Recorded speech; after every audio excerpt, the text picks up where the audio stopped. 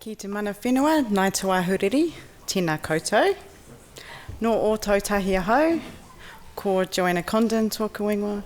No reira, tēnā koutou, tēnā koutou, tēnā koutou katoa. Nice to meet you all. My current role is Regional Archivist for Te Rua Mahara o Te Kawanatanga Archives New Zealand. And so I'm going to tell you a bit about that role and then how I came to be there. And it kind of started here, actually. So Archives New Zealand manages government information produced by government and government agencies. So it does the record keeping side of things. And when the records become public archives, then they get put into the repository and made accessible. So we're governed by the Public Records Act, and I report to the Chief Archivist, Stephen Clark. So to tell you a bit about my current role, it is a management role. So I manage the Christchurch Regional Office, and I'm also the representative of the Chief Archivist in the Canterbury, Westland and Nelson Marlborough regions. So my job is to kind of facilitate information flowing through from Archives New Zealand to that region and to then represent the interests of the region to the Chief Archivist, so that it's not just people in Wellington, making decisions. Being in a management role, people leadership role, it's quite different from actually doing the normal professional kind of job. The cons are that you're working less with collections, doing less of the actual work and more of organising other people to do things. That's hard, it's sometimes stressful, but the pros are really that you can influence and make a difference, do lots of big picture thinking. It's interesting, and it does pay better if you choose to go into management, so that's a practical thing to think about. So in my role, I help manage government information, people leadership. So, managing people, it's a big part of your job as a manager. If you're thinking of going into management, people don't leave the rest of their lives at the door. So people have, things happen in their lives. So you're quite often supporting them through things. Strategic leadership, that's thinking about where's the organisation going, where are we now, where do we want to get to. Operational management, that can be everything from, we had an ant problem the other week. The toilets are blocked. I'm sure you get that a bit in public libraries, to, staffing and HR stuff. Archival repository management, that's managing the storage of the archives. Service delivery, so the services that we give to the public. Relationship building and treaty partnerships. So they're kind of the top of mind things about the role. That probably sounds quite boring as a list, so what I thought I'd do is, for those of you that are visual people, is to just have a visual representation of some of the things that I actually do in my day-to-day work. And being an archivist, I thought, some documentary photographic evidence would be good, but you may spot that one of those photographs may not be authentic representation of what I do. So, to talk you through those, the top left image is from last week. I travelled to the Marlborough Museum. They are an approved repository to hold government archives, so I travelled up there to give them some advice, and with me were some colleagues from Land Information New Zealand, because they're holding some land records there. The picture on the right there, you would have heard Helen Brown speaking earlier from the Ngāi Tahu Archives team. So we're co-located with the Ngāi Tahu Archives team, and they moved into our office the day I started. So I've only been in my job 6 months, and so one of my big projects to work on was sort of helping them settle in and organising a big celebration event. So that image is from the celebration event. That's Tā Tipini O'Regan speaking, and we held the speeches in our archive stack in our storage area. So it's a pretty big area. On the left in the middle there, that's just a picture of some archives that came from a school. So part of my job is receiving transfers of government archives. They had a bit of bug and dust and dirt damage, so that's a pretty grotty job. That's me on a ladder putting away some newly arrived probates there, so my job can be anything from exciting big events to getting up on ladders moving boxes, and that is a not quite authentic representation of lots and lots of Zoom meetings that I go to. So part of my job is to be part of the archives leadership team, and most of them are based in Wellington, but the 3 regional archivists in Auckland, Christchurch and Dunedin also join, so we have Zoom meetings. I haven't decided which character I am. It probably depends which day I'm having.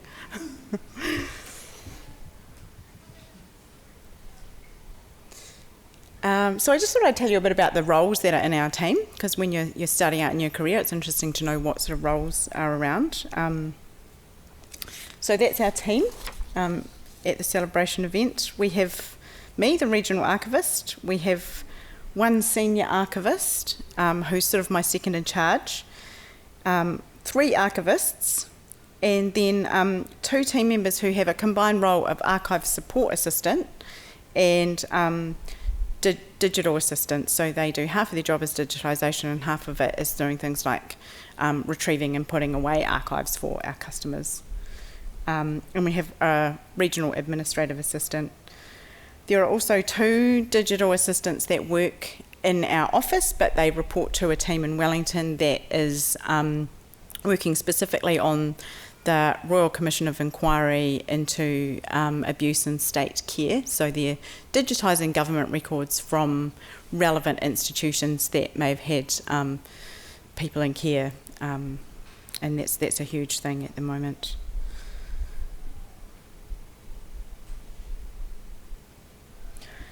So this is about the how I got there bit of my career, and you might recognise that pathway picture because UC did have a lot to do with my career. And so I started off at UC and I did my BA in History and Classics.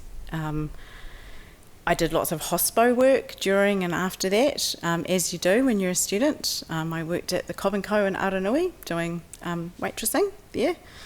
And then I had originally wanted to do journalism, but then I decided I just didn't have the right kind of personality type for that. And then I discovered the Masters of Library and Information Studies course at Victoria.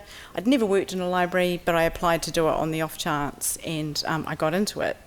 So I started doing that, and then about 6 months into that, I got a job with Christchurch Libraries in the Central Library, but not this one, when it was over where Te Pai is now. So the old Central Library, just working part-time in the weekends while I was studying. And I worked in various community library roles there. And I would just always put up my hand to try new things and work in other teams. And sort of by doing that, I ended up working in the Aotearoa New Zealand Centre, as it was called then. It's probably sort of similar to the identity team now. And then I worked there for a few years and then got a role with Canterbury Museum. And my role was information manager and curator of manuscripts. So my role was to manage the little research centre that they used to have in there and to curate the manuscripts collection. And I was part of a big team of curators. Most of them had come into their curator roles through academic pathways. They were academics, scientists, geologists, historians, and so mine was one of the sort of more professional pathways in there. So in museum curatorship, there's a whole lot of different pathways into that. And things don't always go as you plan. There was a lady who used to work at the museum, volunteer, and she was 90, and I used to say, that's going to be me, I'm going to be here till I'm 90. But there was a restructure, and my role was disestablished, and these things do happen. So I took on a role with New Zealand Micrographic Services for a couple of years, setting up a digitisation centre in Christchurch, before moving to Macmillan Brown Library. And I was the manager there for about 6 years. So, you get these upsets in your career and you just have to look for the opportunities, and I have a job that I love, so it all worked out fine, but it's scary when those things happen. So working at Macmillan Brown Library was pretty amazing. It's really strong on Māori and Pacific collections, and I had the opportunity to learn te reo Māori. My advice is if you want to learn te reo Māori, start as early as you can. I learned in my 40s, and your brain's not as quick as it is when you're in your 20s, but any age, give it a go.